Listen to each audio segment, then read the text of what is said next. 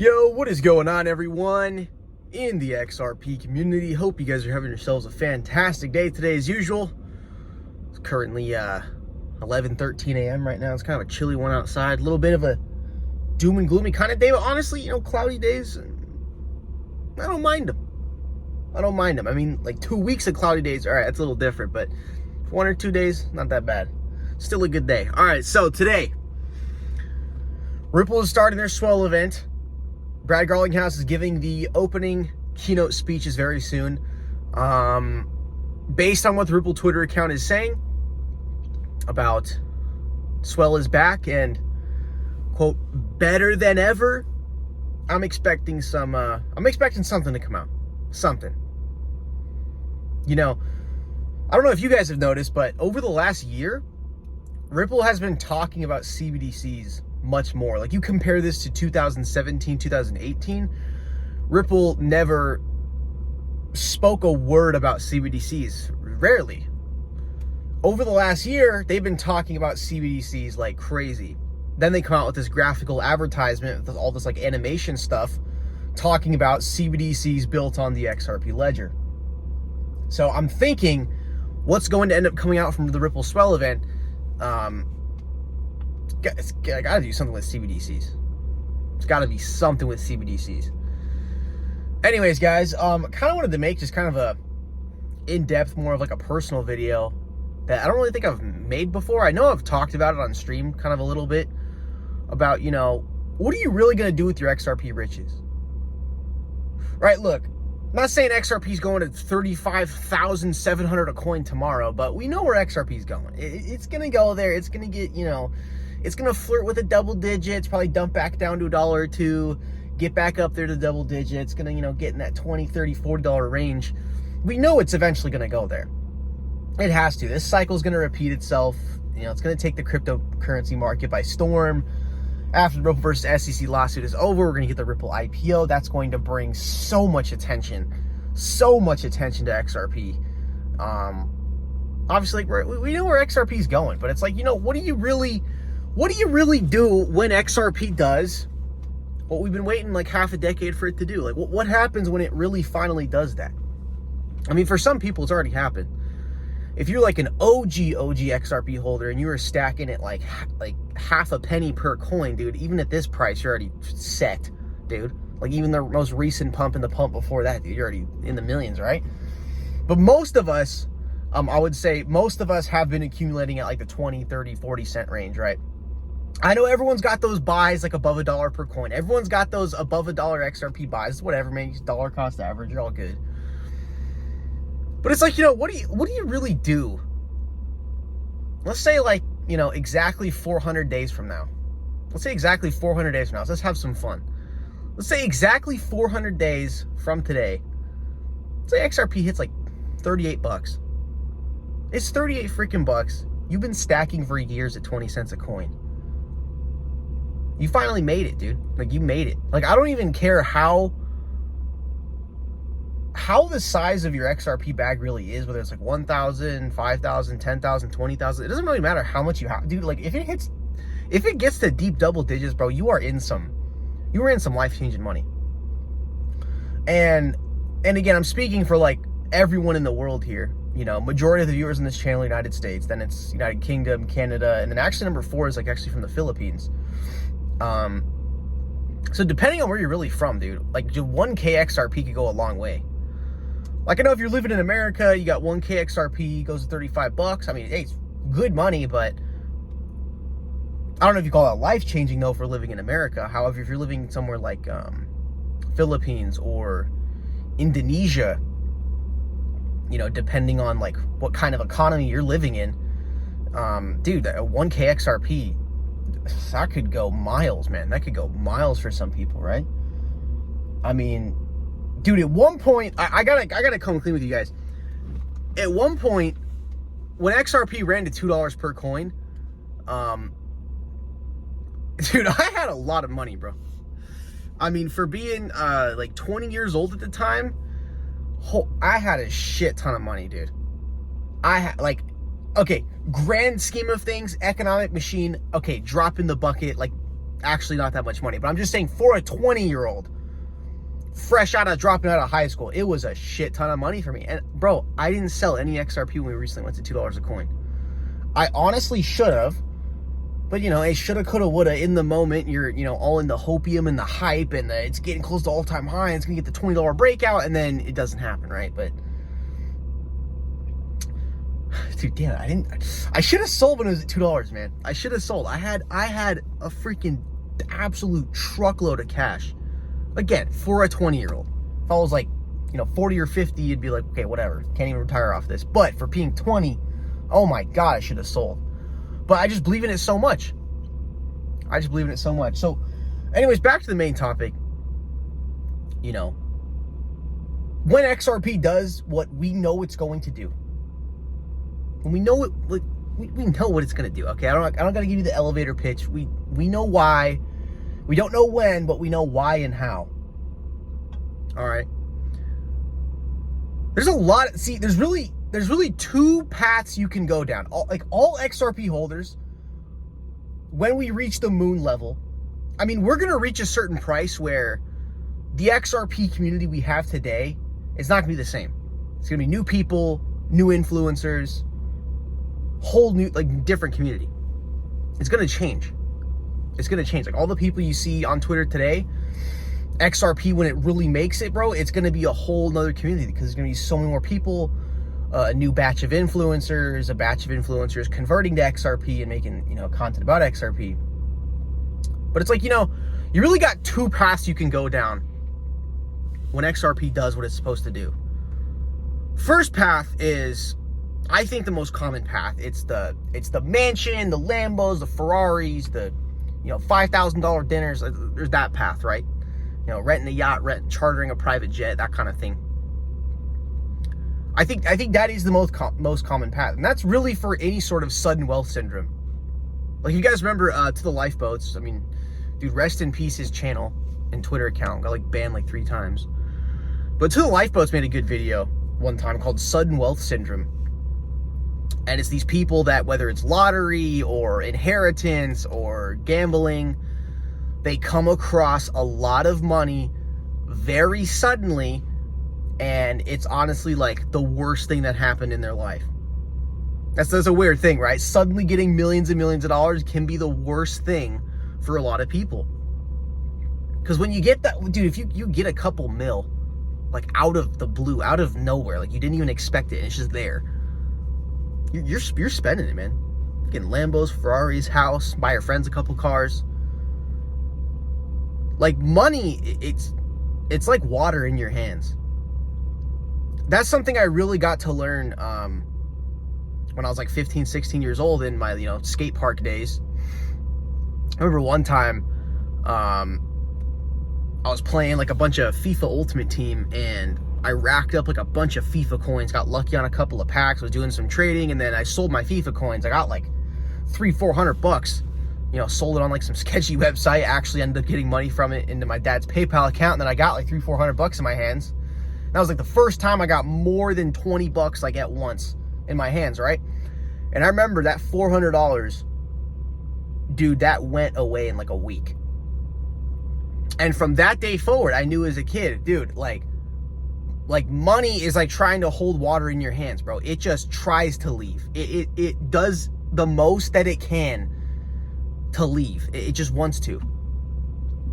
Yeah, that's why you really got to respect money. Hey, of course, treat yourself and stuff like that, but you got to respect money, because that shit will fly out of your hands. Do you know that, I don't know the exact statistic, but it was 50% or something of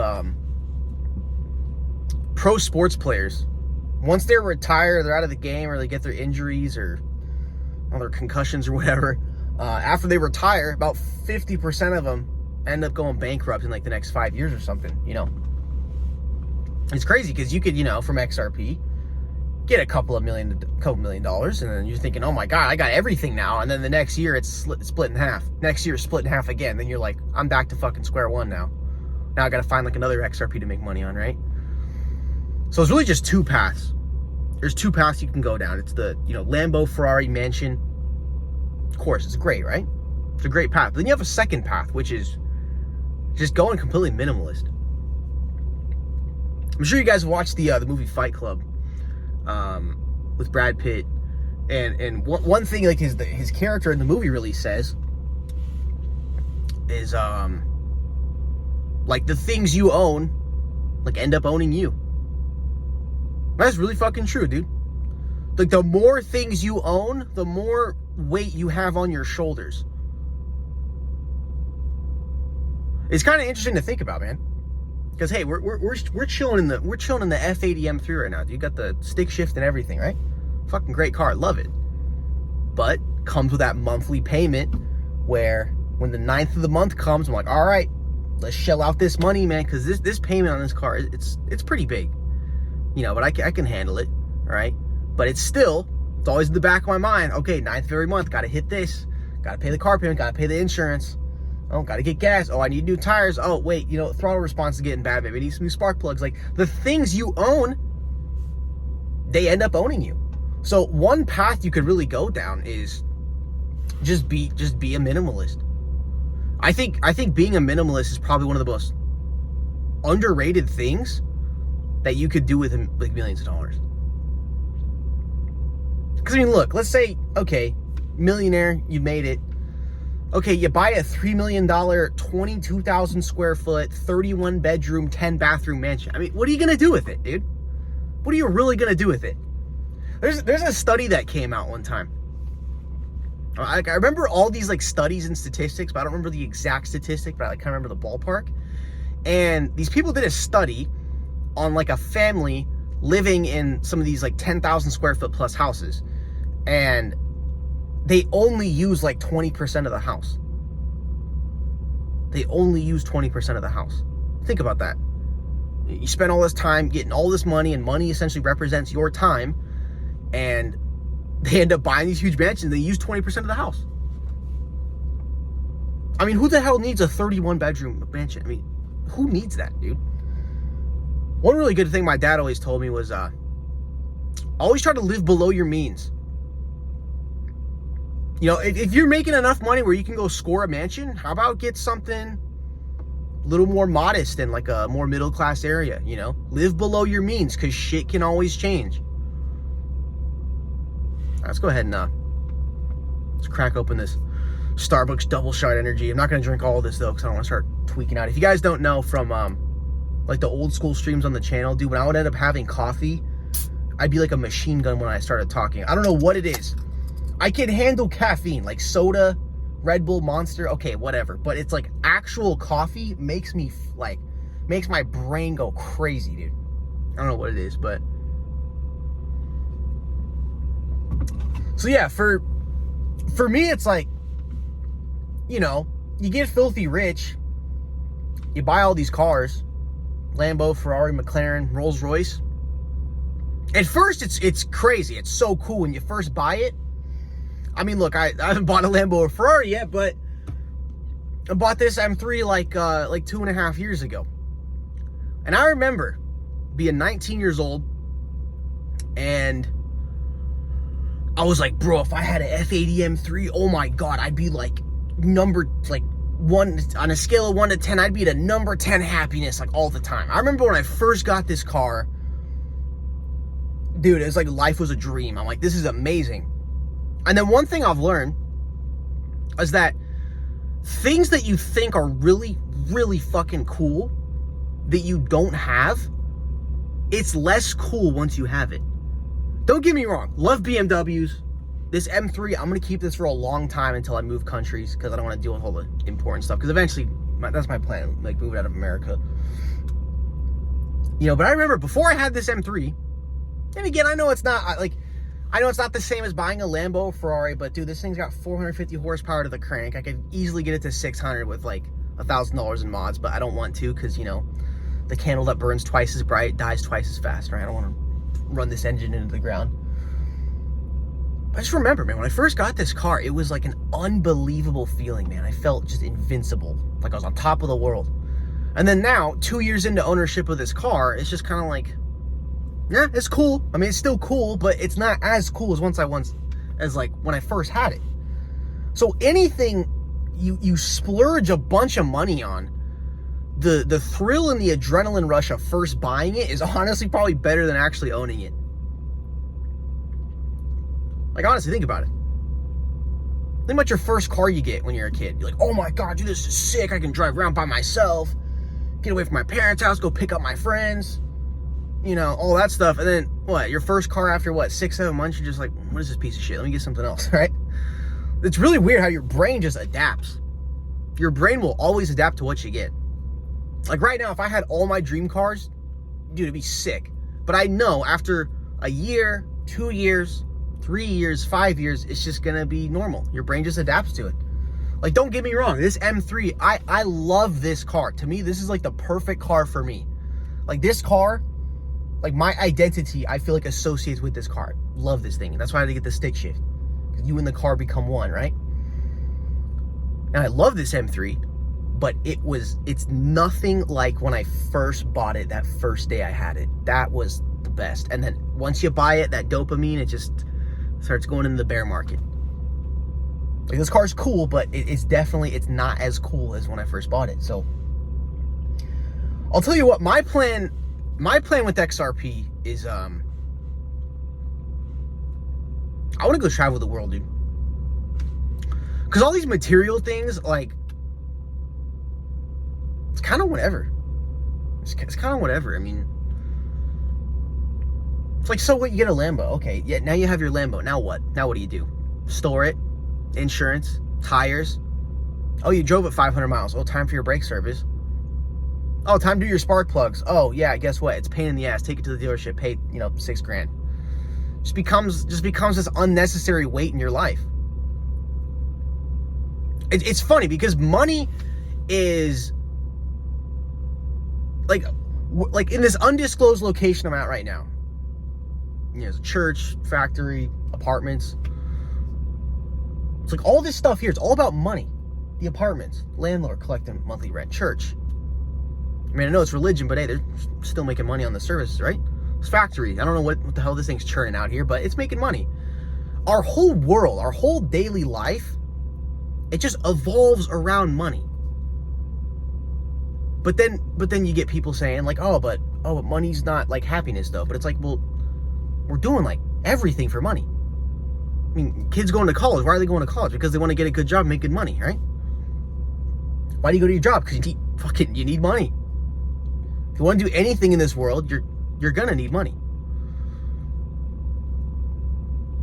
So it's like, am I gonna spend all this time trying to make just as much money as I can, buy all these material things, and then I'm just gonna go back into the ground? I mean, do I really own this car, or is it just my turn? This isn't coming with me to the grave. I mean, it's fun. It's amazing. I love it. But this is not coming with me to the grave.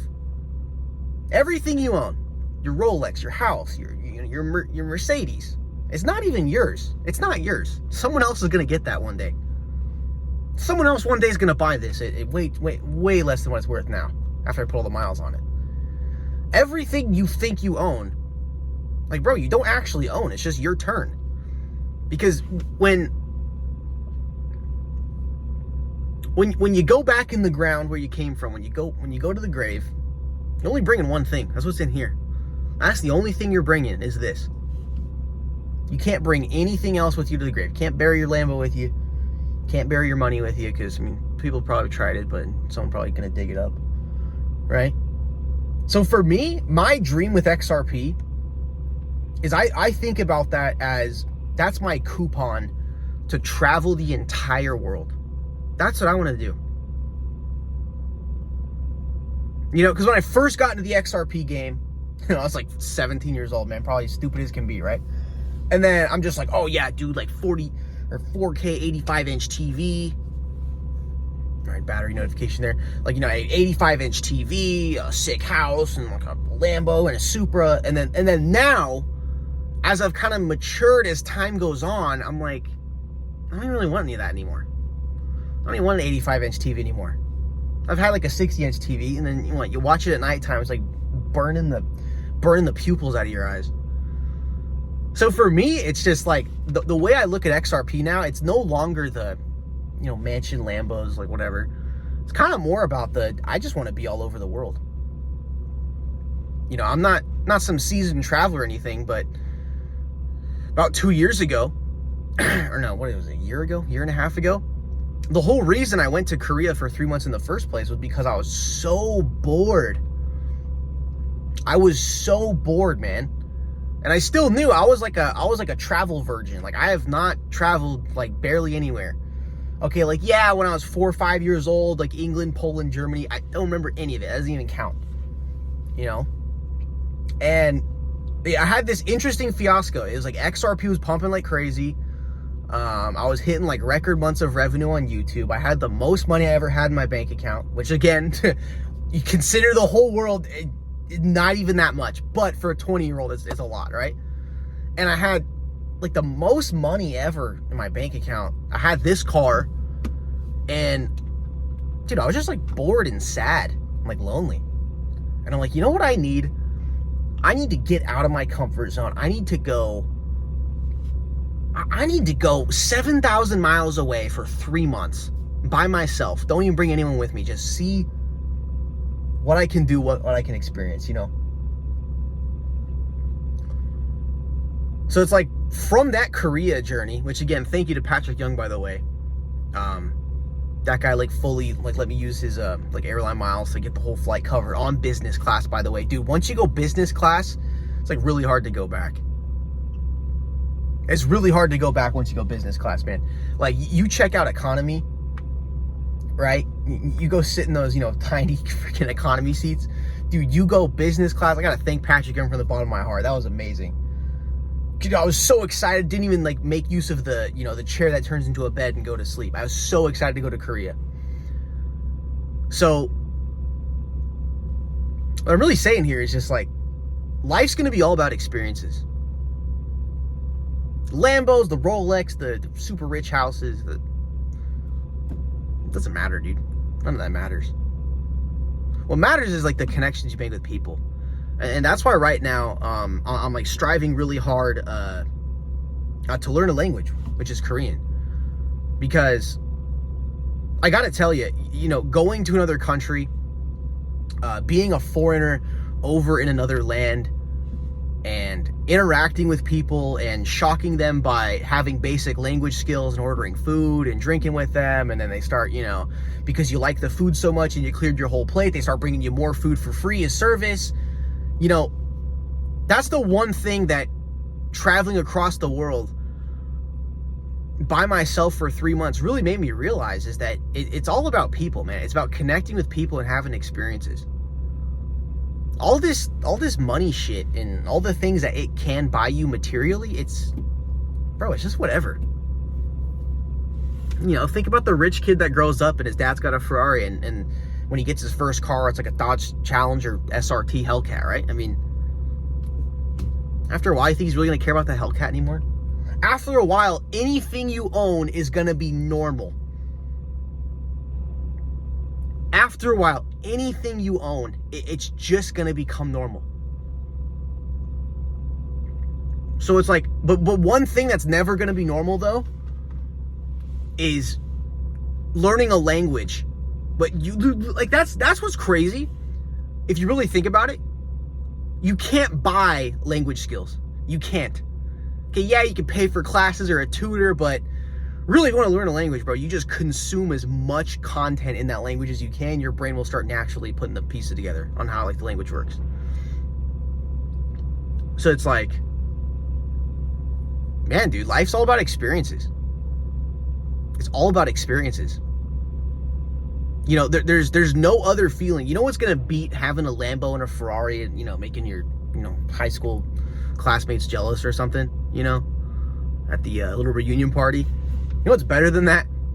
Literally acquiring a language you don't have any reason to acquire, using that, going to a country, going into the countryside, going to local restaurants and shocking people as being a foreigner, having basic skills in the language, right? That is something that is priceless. Like, very good, kind, you know, human interactions with people all over the world. You can't beat that, man. That really kind of makes your soul feel good. You know, so it's like with XRP, it's like, dude, hell yeah, fucking run up that shit up to 40, 50, $100 a coin. You know, even if it does go there, I don't think I could sell all of it. I'd have to only pull like half. But dude, just take that money, stash it, save it. Don't try to reinvest it or re-gamble it. I mean, if you're gonna reinvest it, at least do like real estate, or, you know, buy up like a duplex or a triplex and, you know, lease that shit out. But safely reinvest your money. Because what you don't want to do is, you know, make a few million XRP, then go like, oh, dude, I found this new micro cap crypto. I think this thing's going to be just like XRP. Then you throw your 3 million in and it turns into $1. Yeah, that's what you don't want to do. So really, guys, the whole plan for me is wait for XRP to do what it's going to do. When it's at those sky high, unbelievable prices, pull half, stash it, bank it, enjoy your time, enjoy life, travel the whole world, man. And the last thing I'm going to say before I end this video is, don't be a typical tourist. Don't do that shit. Don't be a typical tourist. You know what I mean by that? Is you go to a country, you go to the typical tourist place, you only go for 7 days, you go with a group and pack of your friends or whatever, and you don't even like interact with the people. You don't go to like the mom and pop local hole in the wall restaurants. You only go to like the franchise stuff. I'm telling you, don't be a typical tourist. Don't do that shit. You know, if you're going to travel to a country, of course, go see the touristy stuff. You know, your plane's going to land in the touristy area anyways, right? I mean, I don't even care if it's like Japan or Korea. You know, if you go to Japan, you're landing in Tokyo. Going to Korea, you're landing in Seoul, or the technically city that's right next to Seoul. Basically the same thing.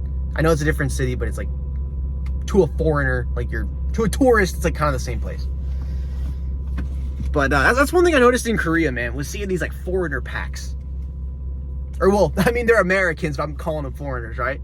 I would just see these pack of like 11 Americans with backpacks. And they're walking through the touristy places. I'm like, dude, you're not like, you know, really connecting with the culture here and like connecting with people here. You're just literally hanging out with the same people you do in America. What's the fun in that? You know, don't be a typical tourist. And part of not being a typical tourist is you got to pick up the language a little bit. You know, so yeah, guys, that's pretty much, yeah, don't be a typical tourist, dude. Go to like, you know, like find a country you want to go to the capital city, look at all the touristy stuff. But then after that, dude, go like way the butt fuck in the middle of nowhere that like no tourists even know about. Go to those places. You will have the most like touching interactions ever. And touching, I mean by like, you're gonna have people talk to you like you haven't like had people talk to you like before. I tell you what, I'll tell you a quick story, then I'm gonna get out of here. When I was in Korea on my second time, my first time I did all the touristy places, but my second time I really focused on, okay, let me go to some like no tourist knows about this place. There's this place called Mokpo. It's the most like southwest part of Korea, most southwest part. Very beautiful. Not a single fucking American in sight. There's absolutely no tourists there.